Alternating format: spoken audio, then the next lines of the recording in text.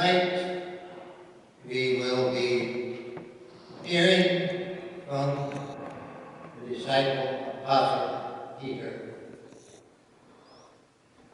And to those who are familiar with the disciples,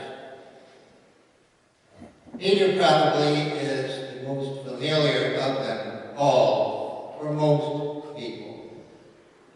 In fact, I have before class and afterwards, whatever it might be, I would ask folks, who is your favorite of Jesus' disciples? And invariably, the answer will be Peter. And why? Well, as one man described it, he said, because I relate to him the most. Which is saying something about who Peter was and who we are.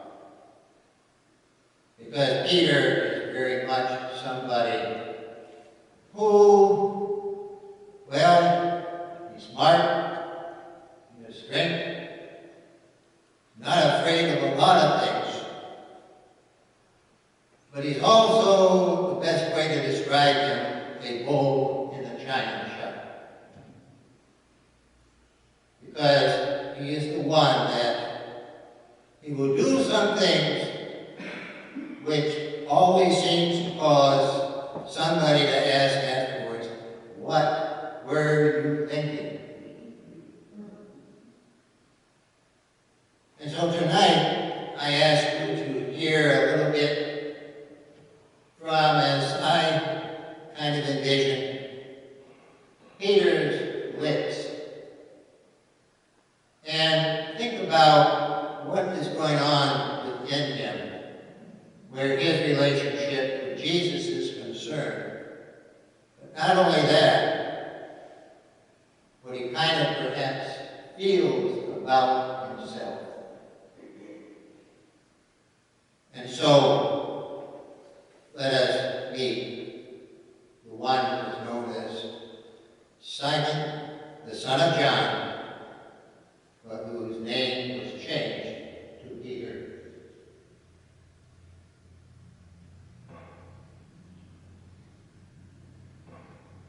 My name is Peter. Why this man named Jesus called on me to become one of his disciples? I still am trying to figure that out. But the very first time that I met him, my brother Andrew had taken me because he said, we think we have found the Messiah. And he introduced me to Jesus. And Jesus simply looked at me and said, you are Simon, son of John. From now on, you are Cephas, Peter.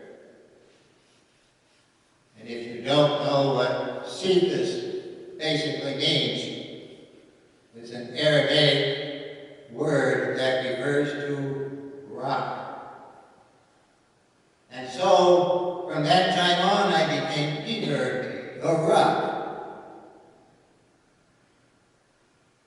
And one has to say, though, that during so many different times of traveling and amazing things that we saw, all of my fellow disciples being with Jesus really just kind of opened up everything for us, things that we had not anticipated or have thought of or have ever seen.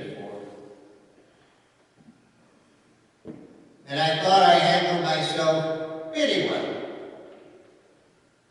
If I needed to speak up about something, I would. If I questioned something, I would. But I have to admit, there were those times where I would do certain things, and I might get just a little bit of an extra lecture from Jesus. There were certain things I believe he was looking for in me, and if you didn't quite pan out with it, well, he was going to let you know exactly what you needed to do. Now, I could go on about a lot of different things, about Jesus and the various things that we have done. But I wanted to focus on one particular thing.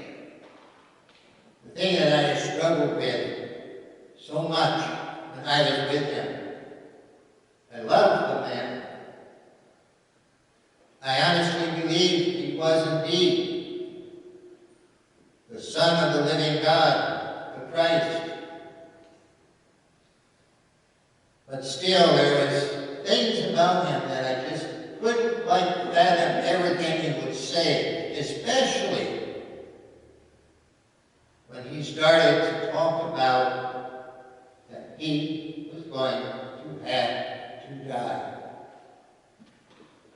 More than once, as we began to be on our way to Jerusalem, he would keep saying, the Son of Man, he will come to the place and he will be chastised, he will be flogged, he will be treated poorly, and he will have to give up his life. I kept saying, no, that can't be. And he's saying, don't say that. You're not thinking. You're only thinking of yourself now. Well, as it so happens, we were in Jerusalem. We were celebrating the Passover meal together. We had our time with our meal. And Jesus talked to us even more about some things I think that he was expecting, saying what would happen. Telling us that we were now to basically be on our own eventually. We just could not quite fathom what he meant. And once again he said something to the effect about having to die. But I got up and I said to him, I won't let that happen. I will be there for you. I will die for you if I have to. But then he looked at me and said, Peter, on this very night, before the cock crows, you are going to deny me 3 times. And I said, no, that will not happen.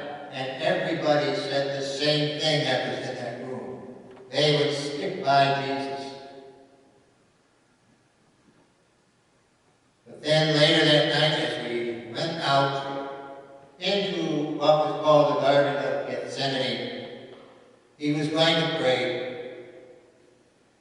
And he asked myself and James and John, we always seem to be a little bit closer than others to him, to go with him and listen to him as he prayed. But we always fell asleep. I mean, what else would happen after you had that Passover meal and had consumed just a bit of wine? 3 times that happened that we fell asleep. He got after us each time. And eventually he said, now rise, because my betrayer is at hand. When we looked up, and here came all of these people, including people from the temple and people with the palace guards, and of our own disciples, Judas, was there, went up to him and placed a kiss upon him, which, as we would find out, was so he could identify for those who came to take Jesus away that this was the one we were looking for. And all the turmoil just broke loose. They took Jesus and they left with him. Meanwhile, we didn't know what we were going to do. All the disciples, we just scattered. After we said we would always stay by him. But even though I started running away, I eventually decided I was going to follow Jesus to see what was going to happen. Maybe I could do something. They took him to the high priest's house. And while they were in there, I happened to see that they were lighting a fire there in the courtyard. It was a chilly night. And I went over there too to warm myself with others who were there. When suddenly, as we were sitting around, a young woman kept looking at me and saying, "You were with him, weren't you?" And I said, No, I don't know him." Then a man spoke up. "I'm sure you were there with him." I said, "No, I don't know him." Finally, another man. "Well, I recognize that accent of yours. You're Galilean. He was from Galilee. You were with him." And no, I was not. And with that, the cock crowed 3 times. It brought me back to reality. And as I started to remember what Jesus had said, I looked, and there, just at that time, they brought him out of the high priest's house, and they were taking him someplace else. But as I looked up at him, he turned at that moment and looked right back at me. No expression on his face. And everything that I had said I would do and failed to do just came down upon me like an extremely heavy weight. Some rock I was. I felt like someone had crushed me with a rock. And I rushed off, crying my eyes out, wondering what was going to happen. And so that's kind of what I have to say this night. But I have discovered one thing through all of this.